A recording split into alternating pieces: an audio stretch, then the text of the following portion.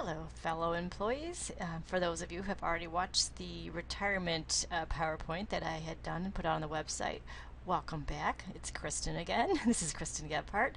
Those of you who are just interested in how the sick leave policy has been changed and modified a bit, welcome to the presentation, and I'm hoping I can answer some of the questions that are out there. So what are we going to talk about? We're going to talk about what is exactly changing and what are the different types of sick leaves, the sick leave usage and the accumulation of those days. We'll talk briefly about the retirement payout. I talked a little bit more about that in the retirement PowerPoint, and then we'll talk about some frequently asked questions. So what is changing? The vested sick leave balance as of June 30th will be paid out at retirement if that amount isn't used, and we'll talk about how that is exactly paid out later. However, whatever your balance is as of June 30th, that's the highest amount you're going to have to be paid out at retirement. So accumulation and payment of the sick leave over 150 days will end on July 1st. Some of the people that have been here a long time, each summer anything over 150 days was paid out. That does end on July 1st of 2015. So then after July 1st, any unused sick leave over that 150-day amount will be forfeited. So what is staying the same? The number of sick leave days and hours if you're a PSRP allocated each year does stay the same. You can accumulate up to a max of 150 days and carry this over each year to use for sick days or hours. What are the different sick leave types? So again, we're talking about our new term, vested and non-vested. And vested sick days or hours are sick leave balances as of June 30th of 2015. Non-vested or standard sick days and hours are your annual allocated sick leave days as of July 1st, 2015. So anything above and beyond that amount as of June 30th. So each year, PSRP and administrators receive 13 days, and full-time faculty receive 10 days.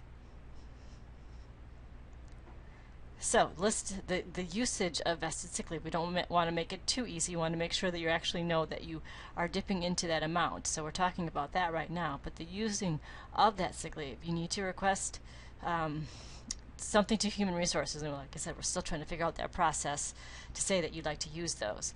That amount then is subtracted from your total vested sick leave balance. We'll get that figured out by the summer so everyone knows how that will work. So then upon retirement, any remaining vested sick days are paid out into a qualified plan. So let's look at the non-vested and the standard sick leave usage. Again, you use that for future sick leave that may occur, or any surgeries, or any other reason why you need to be out for health-related reasons. Non-vested days will not be paid out upon retirement, but you still can carry over up to a maximum of 150 days.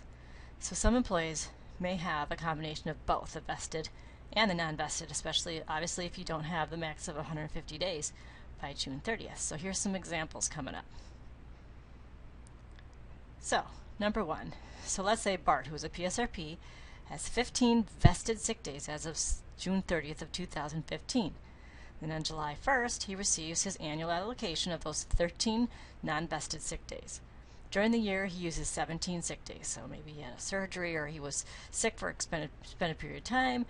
So he used 13 of those non-vested, because you're going to use those first, and then he had to dip into his vested balance, which is another amount of 4 days. So at the start of the next year, he has 11 vested days, because he had to dip into that, and 13 non-vested days. So his new personal ceiling for those vested days for payout retirement is 11. And will remain at that amount unless he uses additional vested days prior to retirement. So then you can see that fun little bar graph that explains that. So now we have Lisa, who is a full-time faculty. She has 100 vested sick days as of June 30th, 15, and then on July 1st she receives her annual allocation of 10 non-vested sick days. Now we're obviously assuming that Lisa isn't working summer school, because I know there's additional accumulation if you work summer school. We're just talking your normal fiscal year. So during the year she doesn't use any of her sick days. So at the start of the next year she has 100 vested sick days that haven't changed and 20 non-vested days. So she had 10 carryover from the end of the year plus 10 more at the start of the next year. So her personal ceiling of vested days at the start of year 2 is still 100. It remains 100 at 100 through the end of year 2 unless she needs to use more than 20 sick days. So again, she's got a combination of both, and she might not ever have to dip into the vested days, but if she does, they're there. Then you've got example number 3. Marge, who is an administrator, has the max. She has 150 vested sick days as of June 30th. Then on July 1st, she gets her annual allocation of 13 sick days, the non-vested kind, and during the year she doesn't use any. So then at the start of the next year, we remain stable at that 150 vested days, and she's got 13 non-vested days. So the personal ceiling for those vested days still is 150, and it remains there unless she needs to use them. More than 13 sick days in a single year. So again, you've got that cushion on those 150 days. She's got that additional 13 days that she has at her, she can use them and not even touch those 150 days. So, the payout upon retirement, only vested sick days are paid out, and for full-time employees, 75% of that balance capped at 150 days. So if you've got 150 days, 75% of that is 112.5 days. It's what you're going to be used for the sick leave payout right now, distributed either to an HRA, health reimbursement arrangement, or a special pay plan, or a combination. So how is that distributed? That is based upon your health plan at the time of retirement. So we have a distribution chart out there, and I kind of went into more detail on it in the retirement presentation, but we do have that sick leave grid out there for you to take a look at. How we pay it out, or how we calculate it, you're looking at that vested sick leave balance times 75%, and then we use your daily rate. And again, depending on what type of employee you are, I can explain how you calculate the daily rate. That daily rate is as of June 30th, 2015. So really what your salary was on June 30th, 2015 is what's going to be used even upon retirement. So it doesn't move along with your salary when it comes to the payout at retirement. It is what your pay is as of June 30th of 2015.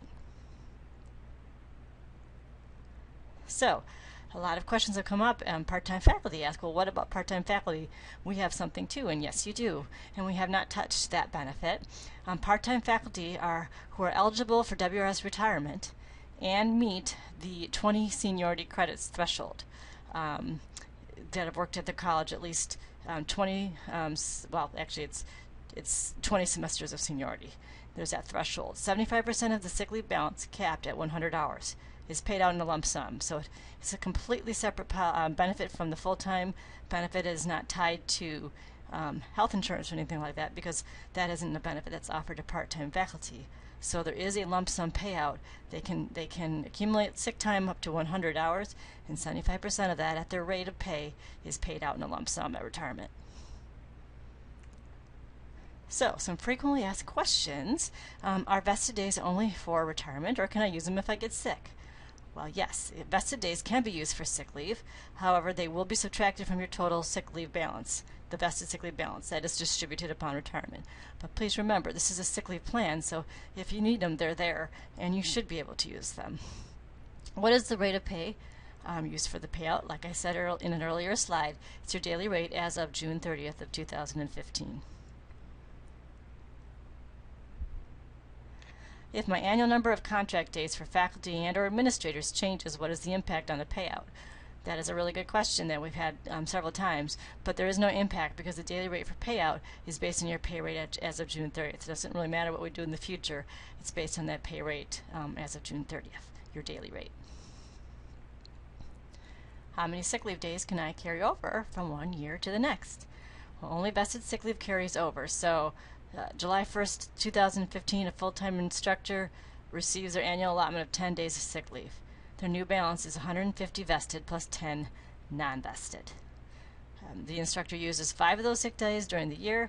New balance still stays for those vested at 150 plus 5 non-vested.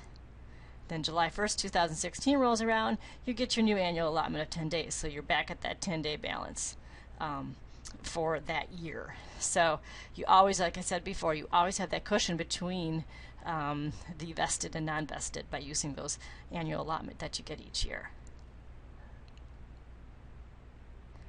So, resources. Here in HR, you can definitely give me a call or send me an email, Helga Varani as well. in our payroll department, Jonathan View or Lori Pop too. You can also email any questions that you have to retirement@madisoncollege.edu. Would be another spot to do it, but we'll try to get your questions answered. So I hope that helped you try to figure some of this out, and some of the logistics we're still working on as to how it will look in Workday between a vested and the non-vested sick leave balances, but we'll get that figured out and then we'll communicate that to you as soon as we do. Thanks and have an awesome day.